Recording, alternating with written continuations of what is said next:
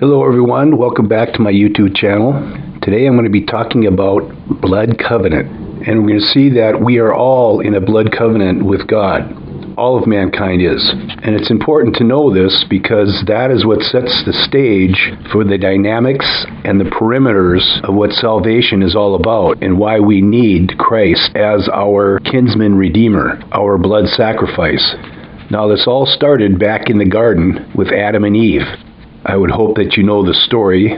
If not, there's Genesis chapters 2 and 3.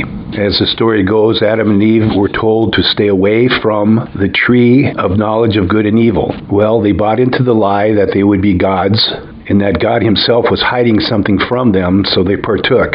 And God said to them that if they were going to partake of the tree of good and evil, they would surely die. And that's how death came into the world, according to Scripture. And we can see by the dynamics of what transpired after that this was indeed a blood covenant. Well, what's a blood covenant?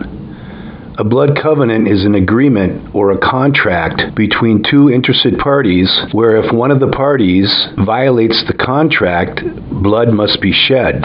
And apparently, the blood of Adam changed when he fell because his blood was not shed. Instead, an animal's blood was shed. I contend that it was a red heifer, something big enough to allow God to make clothing out of it and replace the fig leaves that Adam and Eve used to cover themselves. And the red heifer is used in the most profound of all the sin sacrifices in that it is a total sacrifice, a complete consuming of the animal. And the ashes of the red heifer are used to cleanse the priesthood and anyone who has touched death. And the fulfillment of the red heifer sacrifice is the crucifixion of Christ. And an example of a blood sacrifice can be seen in the interaction that Abraham had with God on the mountainside, where Abraham fell into a deep sleep and God showed him animals cut in half. In the presence of God, the Shekinah glory, the Shekinah of God, passed through these sacrificed animals. And what that means is, if one of the parties, including God himself, violates the contract, then let happen to whoever who violated the contract be as if he was one of the sacrifices cut in half. In other words, blood must be shed to atone for the violated contract. We see this in Genesis 15, verses 8 through 18. And this is God making a covenant, a blood covenant with Abraham. How do we know it's a blood covenant? Because blood was shed. Verse 9, and he said unto him, that would be Yahweh said unto Abraham, take me a heifer of 3 years old, and a she-goat of 3 years old, and a ram of 3 years old, and a turtle dove, and a young pigeon. Verse 10, and he, Abraham, took unto him all these, and divided them in the midst, and laid each piece one against another. But the birds divided he not. Verse 17, and it came to pass that when the sun went down, and it was dark, behold, a smoking furnace, and a burning lamp that passed between those pieces. Verse 1 says this was a vision. Verse 12 says a deep sleep fell upon Abraham, and great darkness fell upon him. And we will note in verse 17 that a burning lamp passed between those pieces that were separated or cut in half. Notice that Abraham did not pass through them. This tells me that God was telling Abraham that only he, Yahweh God, can fulfill the covenant, and man cannot, Abraham being the representative of mankind. Mankind cannot complete or fulfill or atone for the blood covenant on his own. Only God can do that, and he did it through Christ. So now let's take that back to Adam and Eve. When they broke covenant with God, blood had to be shed. And from that animal sacrifice, whatever it was, God made skins to cover Adam and Eve's nakedness.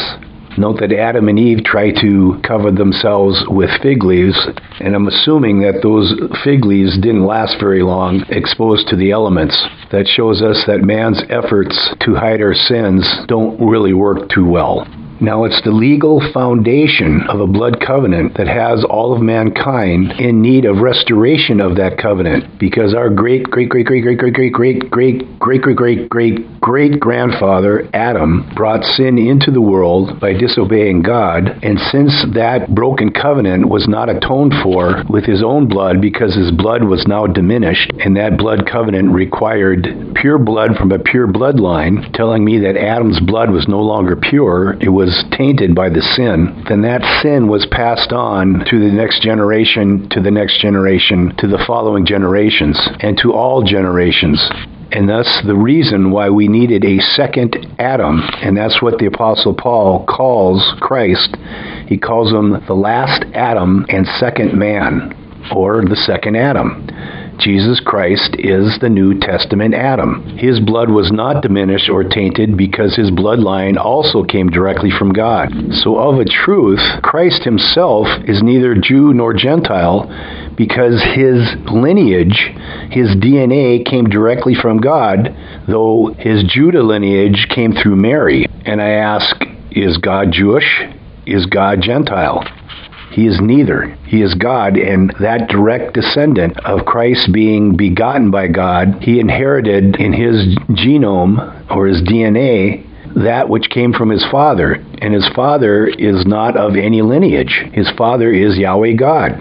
So Christ is the universal sacrifice and the universal atonement for all mankind. And that's only done through the genre or the protocol of a blood covenant. Any religion or any doctrine or any creed that is not founded on a blood covenant and preach blood covenant is not of God, because that's where it started, and that's how God completed it. When Jesus completed it on the cross, Jesus said, "It is finished."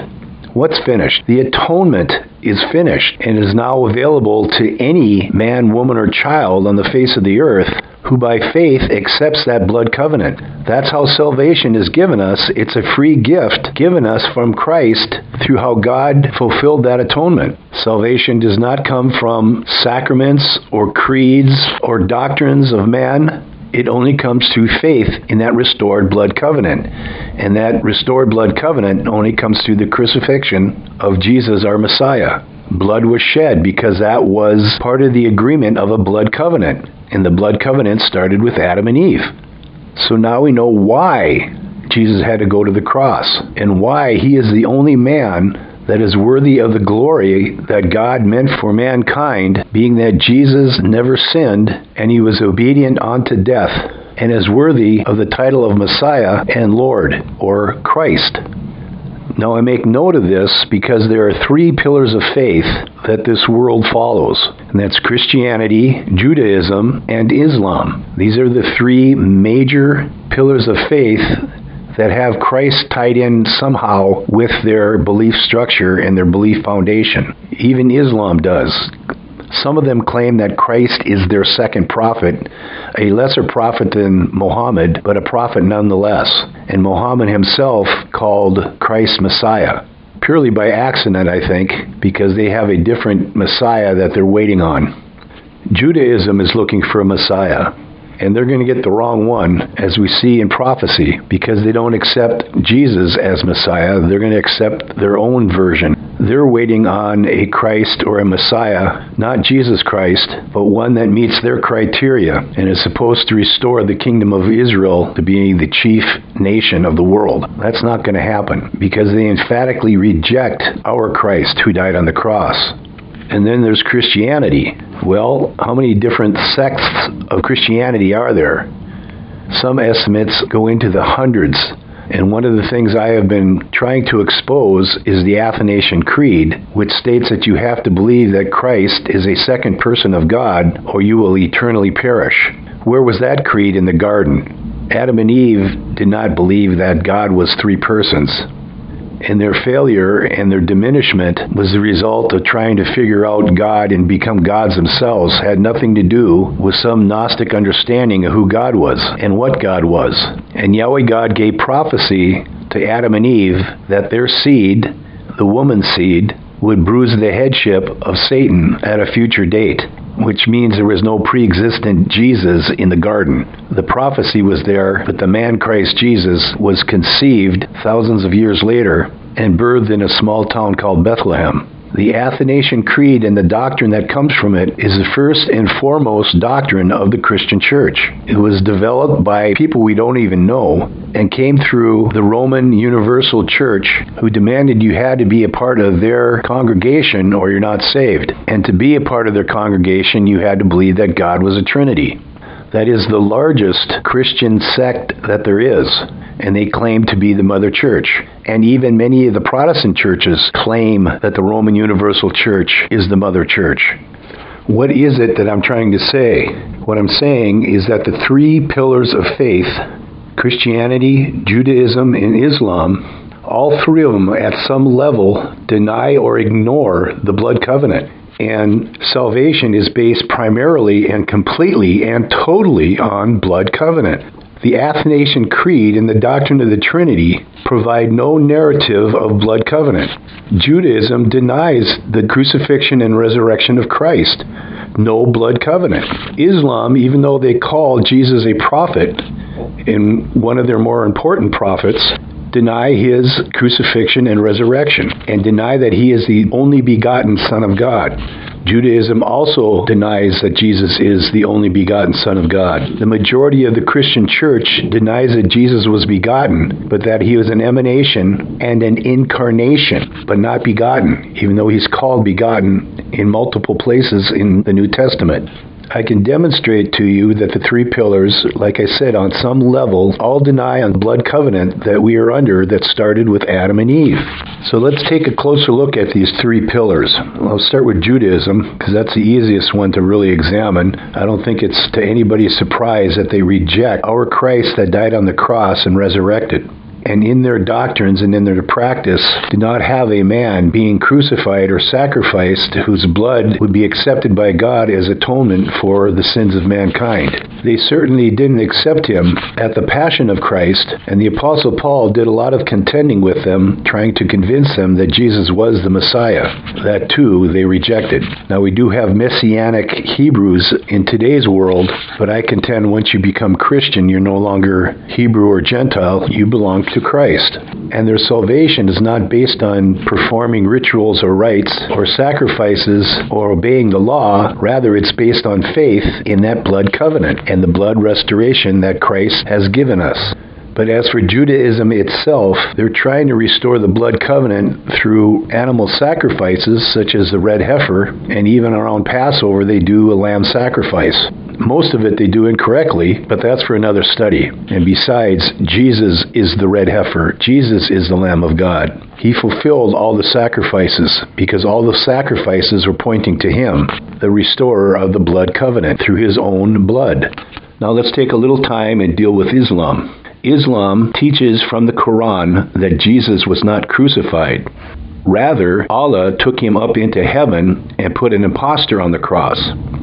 In order for them to follow this line of thinking, they would have to deny all four Gospels, which includes the testimony of Mary and John actually witnessing the crucifixion. Now, they hold Mary in high regard, and if she's there watching her son be crucified, I think she would know the difference between her son and an impostor or a substitute that was being crucified. Even more so, when she helped bury the body of Christ, she had hands on, as it were, and she would know that that was an impostor or not. Mary is an eyewitness of the crucifixion and the burial of Christ.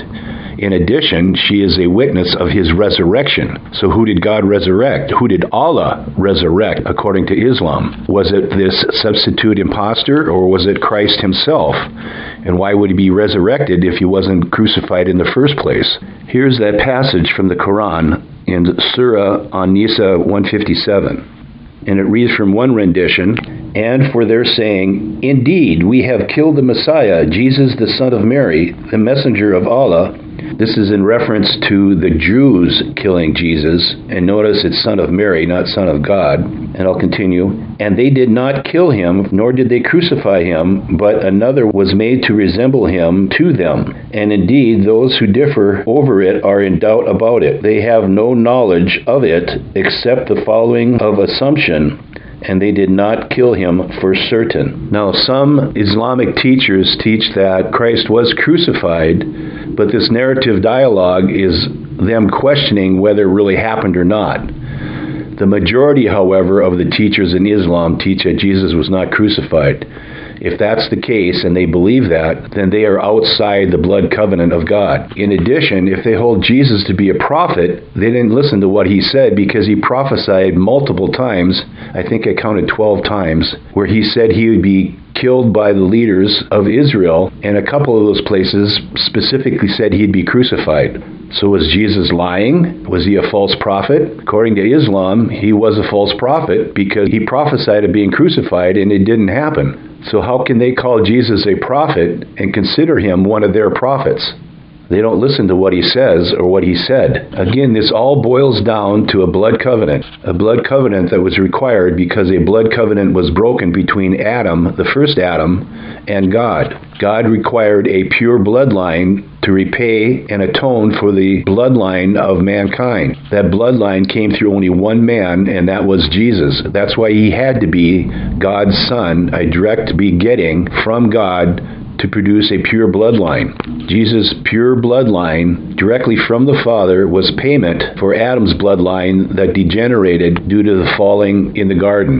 And without that blood being shed, there is no salvation. So are Muslims saved? All I can say is Islam is not a religion of salvation. It's a religion of works. And they have been deceived in thinking that Jesus is someone who he is not, and that his blood atonement is ineffectual to bring salvation and atonement for mankind. I would have to conclude that they're in serious straits before the Lord. Call him Yahweh or call him Allah.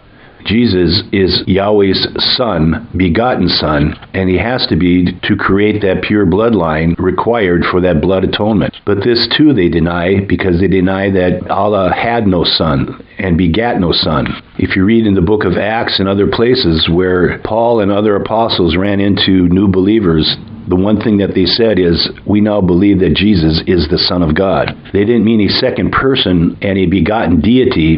What they meant was a second Adam. He was the New Testament Adam, begotten of God through Mary. Go ahead and look it up. Look up Son of God in the New Testament, and you'll see that was part of the confession as well as the act of baptism. These things were all involved in new believers coming into the church. The Messiah had to be God's son. That's the only way, and I'll continue to say it over and over again, that is the only way you get the pure bloodline, the blood required for the blood covenant. And this is all founded on the blood covenant. And a covenant is a legal thing. It's not an emotional thing, though there's emotions involved, I'm sure. It's not a religious thing, though there's a lot of religion involved. It's a legal thing. It's a contract between two parties. In this case, between mankind and God. And the legal thing here is if anyone violates that contract, blood is going to be shed. There will be death. And man violated the contract, so man has to pay the cost of breaking that covenant. And God can legally save us if we have someone paying on our behalf, in which case that was Christ being our kinsman redeemer, our Savior, who gave his blood. That was the payment in full. Reject that payment, you reject the covenant. You reject covenant with God. Substitute that covenant with some religious tradition or creed, and it has the same effect. You are outside the covenant. And on that note, I'm now going to go to the Universal Christian Church that claims to be the mother church for the body of Christ, and I'm going to take a look at that creed, which they substituted for the blood covenant. These are the first 7 or 8 verses of the Athanasian Creed. You can find the entire creed in the description section of the YouTube video, but I'll read you the first 7 so you can see that this is a very prominent and very profound creed. It is the number 1 creed in the body of Christ, and it sets forth parameters of the doctrine of the Trinity. And you can see that this is a doctrine of salvation, meant to bring salvation through a Gnostic understanding of who and what God is. It's not based on the blood covenant. So I'll read this to you. Whoever desires to be saved must above all hold the Catholic faith. Now, they mean the universal faith, and they're going to describe what the universal faith is. They don't necessarily mean the Roman Catholic faith, although this was originated through the Catholic Church and promoted by the Catholic Church. Verse 2, whoever does not keep it whole and undefiled will, without doubt, perish eternally. So now you can see that this is a doctrine of salvation, because without it, you're not saved. You go to hell. Verse 3, and the Catholic faith is this, verse 4, that we worship one God as a Trinity, and a Trinity in unity, neither confusing the persons nor dividing the substance. Verse 5, for the Father is one person, the Son is another, and the Holy Spirit is another. Verse 6, but the Godhead of the Father and the Son and of the Holy Spirit is one, the glory equal, the majesty coeternal. Verse 7, such as the Father is, such is the Son, and such is the Holy Spirit. Now this continues for many more verses describing what the Trinity is, and it mentions 4 to 5 times that if you don't believe this or even dare to question it, you go to hell. That is not in Scripture. And what's lacking completely is the blood of Christ. Whereas if someone desires to be saved, they have to accept that that blood atonement is for them and is a free gift from God, and they have to accept and embrace the sacrifice that Christ made on the cross. That's nowhere in the Creed, though that's everywhere in Scripture. And the Creed itself is nowhere in Scripture. So, of a truth, if this is what is used and required by the Church to bring salvation to a believer, then they are not basing salvation on the shed blood of Jesus Christ. It's not based on a blood covenant.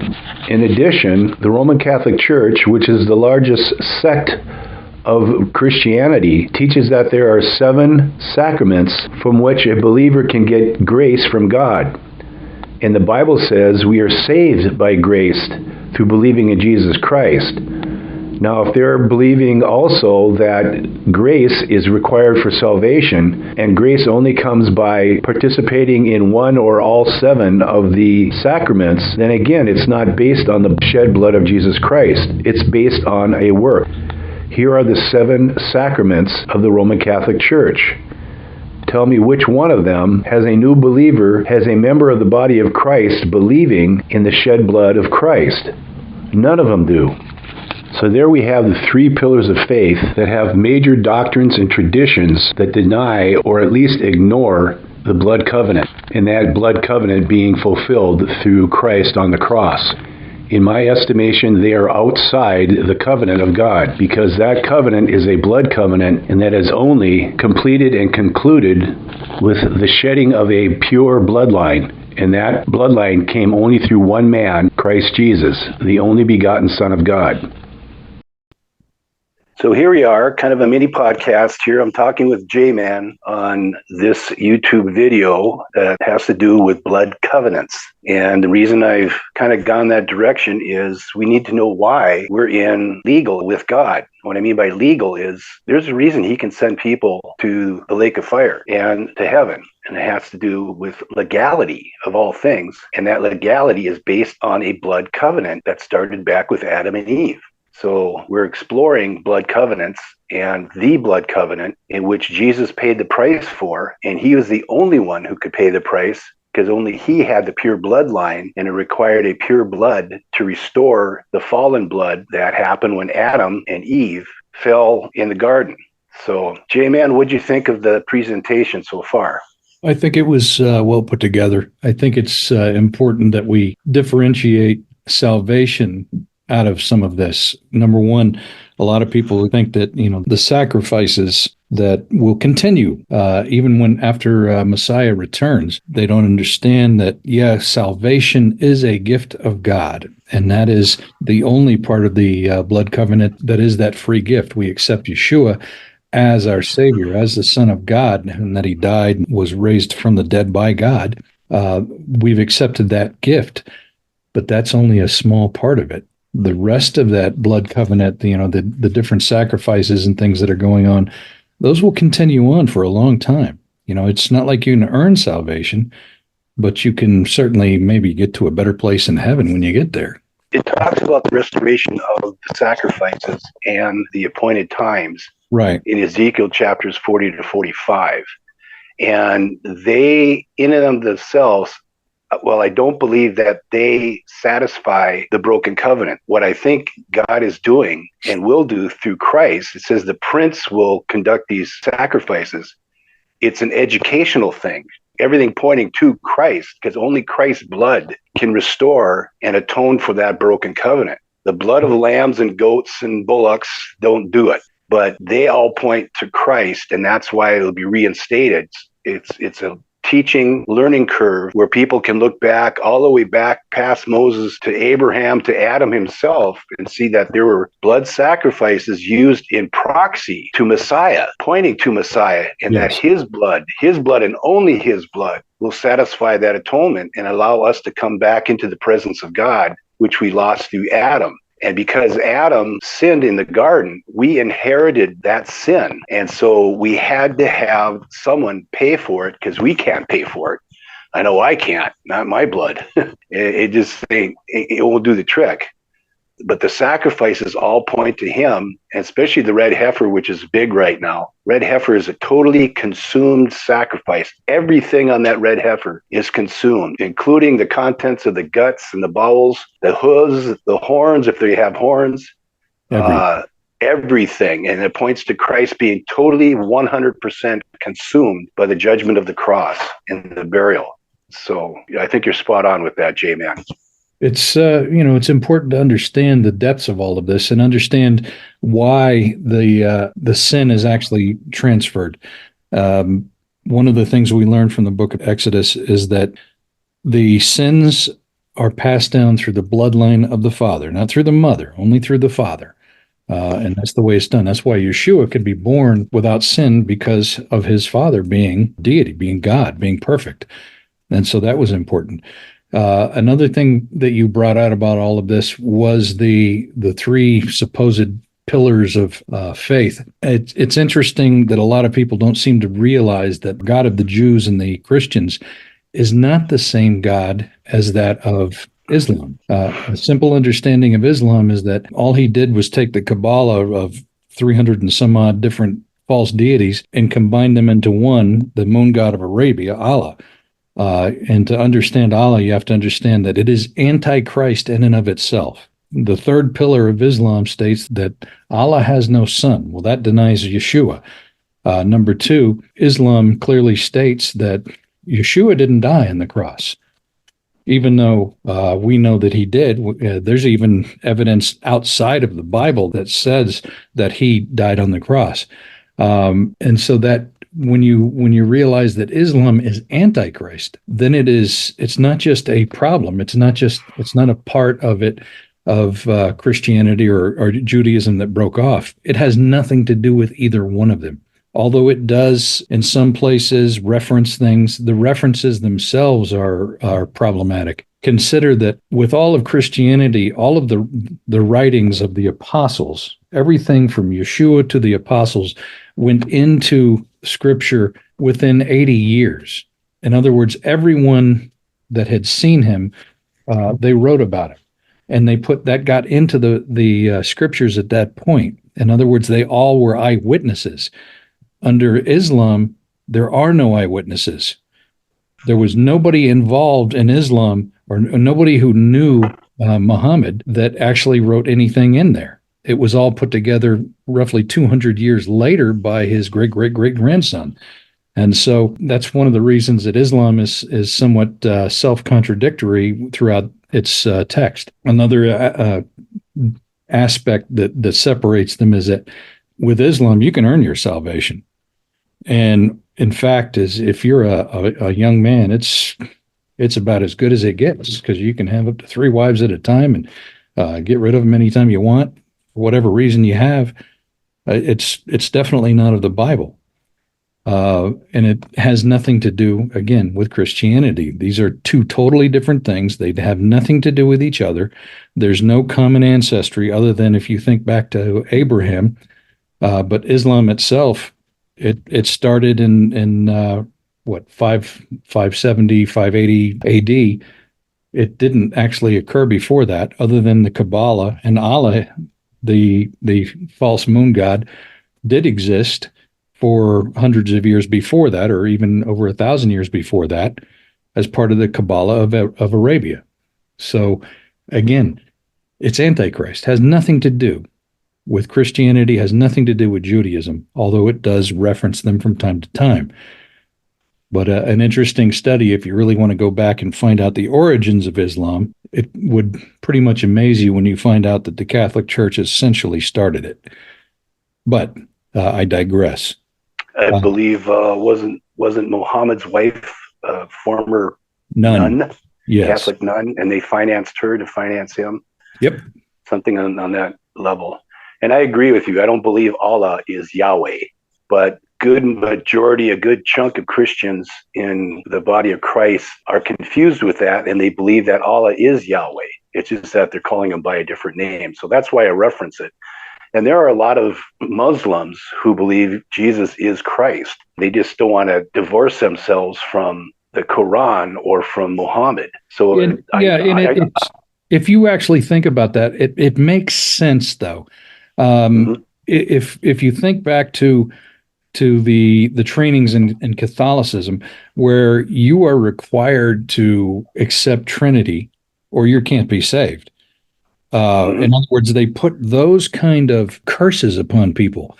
If you don't accept Islam, in fact, one of the requirements of Islam is you're not allowed to do an analytical comparative analysis of the Quran, because, well, if you did, you'd find out all the different areas where it contradicts.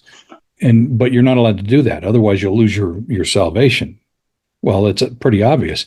And if you really wanted to find out about it, the Quran itself is only about 10 to 20% of the original writings. In other words, they cut all of that out because there were so many problems with it. So they didn't do that with the Bible, although I know a lot of people think that there's quite a few different books, like the Gospel of Barnabas and a few others, and that these were taken out. The Apocrypha that's in the Catholic Bibles, not really a big deal. But if you were to look back to Exodus, to the specifically to the golden lampstand, you would find why there's 66 books, and they're broken up by the different numbers in the Old Testament and the New Testament, all based on the golden lampstand. Specifically, the number of flowers and buds that are all depicted there. If you do the count of all of that, you come up with an exact number, 66, broken up by 36, or whatever the specific numbers are. It's rather amazing. I think it's 39 and 27. But God always identifies things, lists things, and everything comes out mathematically perfect. The very language, Hebrew, is a mathematical progressive language. It's incredible. So, and one of the main reasons I'm doing the blood covenant examination is because Islam, Judaism, and universal Catholicism, I don't necessarily just mean the Roman Catholic Church, but Catholicism means universal. Right. It can include anything, both pageantry of pagan cultures and religions, the Protestant Church, all that combined into one big grouping would be Catholicism, universalism. So universalism, Islam, and Judaism are all based on works. It's not based on a blood covenant, or it would be in the creed. It would be in the Athanasian Creed. We believe in one God, and we believe in Messiah because Messiah fulfilled the blood covenant that has us in a place where we're under sin and we need that blood shed. That's what the creed would narrate, but it doesn't narrate that. It comes out with, you got to believe some kind of Gnostic understanding of God's essence, or you're not saved. And that is just ludicrous, totally ludicrous. It's totally antichrist in that it's totally anti-Bible. It's not in Scripture. The Apostle Paul, Peter, Luke, John, they didn't teach any of that. And Paul warned in Galatians chapter 1, and I bring this up in almost every one of my videos, if something was not taught and is not being taught by any angel or any apostle or any prophet or anything that the Apostle Paul taught, that Peter taught, that John taught, If they're not teaching what they taught or teaching something different, they're to be removed from the church. That's what Paul says. And the Athanasian Creed is nowhere in Scripture. Yet it is one of the fundamental and most prominent doctrines that there is in the body of Christ.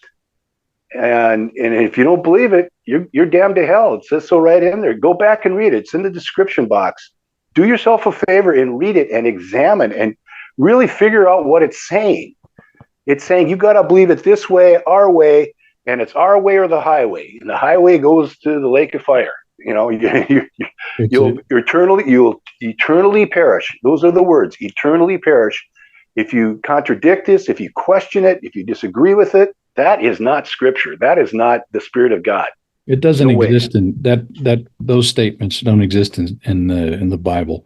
You know, salvation is simply the belief, the true belief and acceptance of Yeshua HaMashiach, Jesus the Christ, the Messiah, as the Son of God, that he was born of a woman, born under the law, that he died, and that he was raised from the dead by God. That's your salvation if you accept that, and then live with it. That's being fulfilled in accepting that, because it's the blood covenant of Yeshua, right, as you said, that the true red heifer, but beyond that, that actually worked. Yeah. I mean, why? Why do we accept the blood? Because we have to. That is where the legality of all this comes in, where people are going to face eternity, either heaven or the other place. It's based on legality, on legals, and you can't earn your way out of it. You can't work your way out of it. You can't perform all these sacrifices, and that's going to erase that blood covenant violation. Only one thing, and one thing only, can erase and atone and restore the covenant. Well, it's written right into the covenant.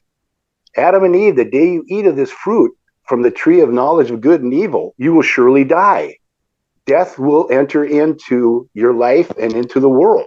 That's right. Exactly what happened. And a lot of people, it might be a good point to interject that, no, they didn't die that specific day, but they did receive death that specific day. And if we go back and we compare Scripture with Scripture, we understand that with God, a day is 1,000 years, and 1,000 years is a day, as it says in 2 Peter. So the fact is, they did die within, in that day or within that 1,000 years. Yeah. So, Adam died 969. It was 950 years, something like that, give or take. So he died within a day. That's it. That was fulfilled. But that is why there is the need for a blood atonement. And all the lambs and goats and bullocks and rams and turtle doves and you name it, all those things that were sacrificed over the thousands of years, that all pointed to Christ. The blood of those animals didn't do it. But the act of faith, of following through on that means of ritual, because the ritual pointed to the crucifixion. All that, by faith, put them in a place of God of righteousness. But the righteousness came from the blood of Christ. And all this was foretold through the sacrificial system, pointing to Messiah, Jesus, Yahshua HaMashiach, dying on the cross and being crucified. And only that blood can do it, because in the covenant, the required payment was human blood, not animal blood. That's right. And that's why even Judaism back then didn't save them, but it was the act of following through, pointing towards the Lamb of God that takes away the sins of the world. That act of faith, believing Moses and obeying Moses, that gave them the righteousness. That covered them legally. It's just like with us. Our righteousness is Yeshua. Yeah. So if you understand the blood covenant, you understand, it is not by works. You can't earn your way into heaven. You can't do something that would bring the righteousness by our own works. That righteousness has to come from our kinsman redeemer, because only he was righteous. None of us were righteous. That is passed on from generation to generation to generation, starting with Adam and Eve. And that's a legal thing as well. If the father can't pay the price for an illegal act, the offspring pay for it, and then their offspring, and then their offspring. And nobody could have paid for that until we got to Christ, and Christ started with a new bloodline. His bloodline, in one sense, his bloodline, he's neither Jew nor Gentile, because the bloodline comes from the Father, and his father was God. He's got the same bloodline as the original Adam. That's The right. Father, yeah. The Father isn't Hebrew, and the Father isn't Gentile. The Father isn't pagan. The Father isn't Arab. He's God. God is God. And that's where the bloodline came. Now, he's of the line of the tribe of Judah because that came through Mary. And so that's how God chose to do it, and that's how it was done. People get all upset about that because they have a wrong impression of who Christ is. They think he's a Catholic Christ. He's not. He is just as much Muslim and just as much Christian and just as much Jew as anyone you could find, because he is none of those things. And yet his blood covers all of that, because we as humankind, we are all under that covenant. Yep. And once we understand the blood covenant, then we can understand, it's not by works. It can't be by works. It just doesn't work. It doesn't work legally. And you can kind of ignore the emotional part of it. You can eliminate the religious part of it, because it's all a legal thing. And if you've ever been in legal courts and stuff like that, those decisions are very binding, very strong and very binding. And Well, I think one of the problems that we have in Christianity is people don't understand what covenants truly are. Like marriage is a covenant. God made a covenant with Noah. He made a covenant with Abraham. He made a covenant with Moses. And those were binding covenants. The covenant with Abraham and the covenant with Moses, they're still there, still binding. The covenant with Noah is still there. We can see it at just about every time after it rains. We see that the rainbow, that showing that the covenant is still there. But covenants, they are, let's just say it's a kind of a law unto itself. It holds a great deal of importance to God, and therefore it should hold great importance to us as well, because when we make a covenant, we have to follow that covenant. Otherwise, we don't. Look what happened to Israel. When they violated the covenant, they were essentially, they paid the price. Yeah. And it was not a pretty price. So when we violate covenants, we need to be ready for what's coming from that, because you're going to pay a price for it. And people can agree or disagree with what I brought and what we're bringing now. But this is how God rolls, okay? This is his business. This is how he does things. This is how he works. So like it or not, this is it. It is binding. Yeah. But you can disagree with it all you want. Doesn't really matter. You got to go by what the Bible says. And it's like anything else. We can tell you all these things, but it's on the listener. It's on the person who's out there.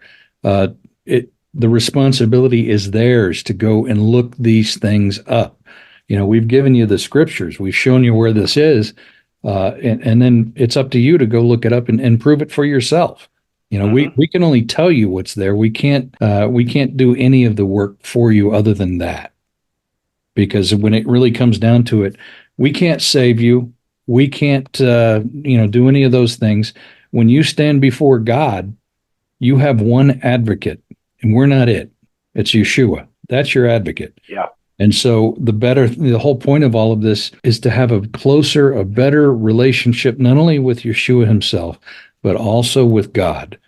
And that's really the bottom line to all this, to have that relationship, to have closer relationship and better understanding of how God works and what the expectations really are. It's not like we got this all worked out. We have to work out our salvation just like everybody else. That's a fact. You can't come to us and have us do it for you, or your priest or your pastor or something like that. It's between you and God, and the only one that's between you and God is Christ. He's the only one between there that can do something about this, and that's why we go to Christ, to come back into that oneness with God. And the deeper the relationship, the more you understand these things.